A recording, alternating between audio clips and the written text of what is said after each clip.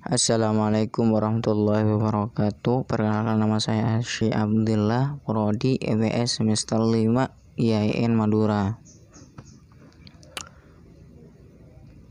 Di sini saya akan menjelaskan permasalahan regional di Indonesia tentang dinamika lingkungan global dan dampaknya terhadap perkembangan hukum internasional. Dinamika lingkungan politik global dan dampaknya terhadap hukum internasional terjadi karena adanya latar belakang sejarah lahirnya negara-negara baru di dunia akibat derasnya arus dekolonisasi setelah Perang Dunia Kedua. Struktur masyarakat internasional berubah dari homogen menjadi bersifat heterogen. Organisasi-organisasi internasional juga bermunculan, begitu pula dengan organisasi-organisasi non-pemerintah, dan bermunculan pula perusahaan-perusahaan multinasional. Oleh karena banyaknya kemajuan di berbagai sektor, maka dipandang penting bagi negara-negara untuk meningkatkan kerjasama internasional dan regional untuk mencapai tujuan bersama. Faktor-faktor tersebut, yang pertama, 1. Menjabarnya aktor-aktor negara dan non-negara dalam jumlah yang sangat banyak. 2. Kemajuan ilmu pengetahuan dan teknologi yang sangat cepat. 3. Keharusan kerjasama antara bangsa. 4. Lahirnya kelompok-kelompok kerjasama regional. 5. Berakhirnya Perang Dingin. 6. Dunia masih tetap ditandai sengketa bersenjata. 7. Masih lebarnya jurang pemisah antara negara kaya dan miskin. 8. Era solidaritas internasional. 9. Era yang kontradiktif. 10. Munculnya peranan negara sebagai aktor utama dalam hubungan internasional. Tentang dunia bagian 2 abad 20, yang mana dari segi hubungan internasional ditandai dengan sejumlah faktor yang sangat menentukan baik bagi perkembangan politik dunia maupun hukum internasional. B. Dunia permulaan abad 21. Dalam memasuki abad ke-21, terdapat 4 perubahan mendasar dalam tata hubungan internasional yang perlu dipahami implikasinya, yaitu: 1. Perubahan konstelasi politik global dari kerangka bipolar menjadi unipolar. 2. Menguatnya saling ketergantungan negara dan saling keterkaitan antara masalah-masalah global di berbagai bidang seperti politik, ekonomi, sosial, keamanan asasi manusia, dan lingkungan hidup. 3. Meningkatnya peranan aktor-aktor non-negara. 4. Munculnya isu-isu baru dalam agenda internasional, antara lain demokrasi, government, terorisme, dan kejahatan lintas negara.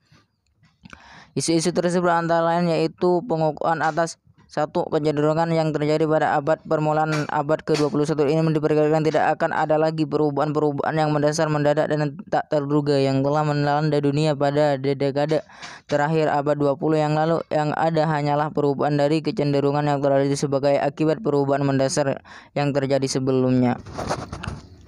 2. Yaitu terciptanya suasana pengertian dan kerjasama. Berakhirnya Perang Dingin bukan saja telah mengakhiri ketegangan Timur Barat, tetapi setelah menciptakan suasana pengertian dan kerjasama antara dua kelompok negara tersebut, suasana ini juga terasa di tempat-tempat lain di dunia yang dulunya pernah menjadi ajang persaingan dan pertarungan antara kedua negara, adanya Uni Soviet dan Amerika Serikat. Ketiga, yaitu kembalinya negara-negara komunis di Eropa Timur pada sistem demokrasi Barat. Bila negara-negara ekonomi komunis di Eropa Timur dengan cepat telah kembali pada sistem demokrasi Barat, negara-negara lain yang sebelumnya mendapat perlindungan dari Uni Soviet terpaksa mengadu nasib sendiri-sendiri. Keempat, yaitu pengukuhan kelompok-kelompok kerjasama regional. Abad ke-21 adalah juga abad pengukuhan kelompok-kelompok regional dalam pertambahan anggota-anggota baru dan penguatan lembaga-lembaganya. C. Perkembangan hukum internasional setelah Perang Dunia II. Pada bagian kedua abad ke-20, hukum internasional mengalami kemajuan yang sangat pesat, yang antara lain disebabkan banyaknya jumlah negara-negara baru, organisasi internasional, yang pula dengan kemajuan pesat ilmu pengetahuan dan teknologi. Faktor-faktor tersebut telah menyebabkan kesaling ketergantungan negara dan kesaling keterkaitan isu-isu menjadi lebih berat, sehingga menuntut peranan yang lebih aktif dari hukum internasional demi terciptanya kehidupan masyarakat dunia yang lebih kondusif bagi perdamaian dan pembangunan. 1. Era ekspansi normatif. 2. Dukungan penuh negara-negara berkembang. 3. Pengukuhan regionalisme. 4. Menaburnya konsep internasional tentang kedaulatan. 6. Menguatnya peranan individu sebagai subjek hukum internasional. 5. Ditinggalnya prinsip non-intervensi. 6. Menguatnya peranan individu sebagai subjek hukum internasional. 7. Menonjolnya peranan Dewan Keamanan PBB dan pengembangan hukum. 8. Pembentukan pasukan pemeliharaan perdamaian sebagai alternatif sistem keamanan bersama.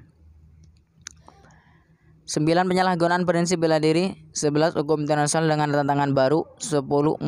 Menonjolnya pendekatan unilateral. Jadi kesimpulannya itu bagian 2 abad ke-20 merupakan era sangat penting dalam perkembangan hubungan dan hukum internasional. Menjabarnya aktor-aktor negara dalam jumlah yang banyak sebagai akibat dekolonisasi. Di samping menjabarnya pula aktor-aktor negara dengan jumlah yang sangat banyak telah melahirkan dimensi baru dalam tata hubungan internasional.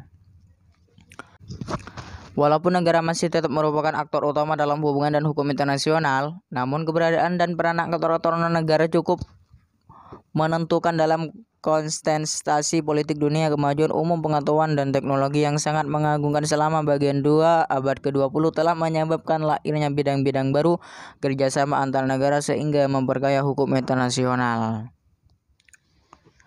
Dengan norma-norma baru, gejolak yang disebabkan aktor negara karena baik hukum internasional secara umum maupun piagam PBB secara khusus masih mengatur interaksi negara atau subjek hukum lainnya dan bukan aktor-aktor negara. Di samping itu, dalam era globalisasi dan interpretasi ini kadang-kadang tidak mudah untuk menentukan apakah suatu isu itu multinasional, regional, atau bersifat global.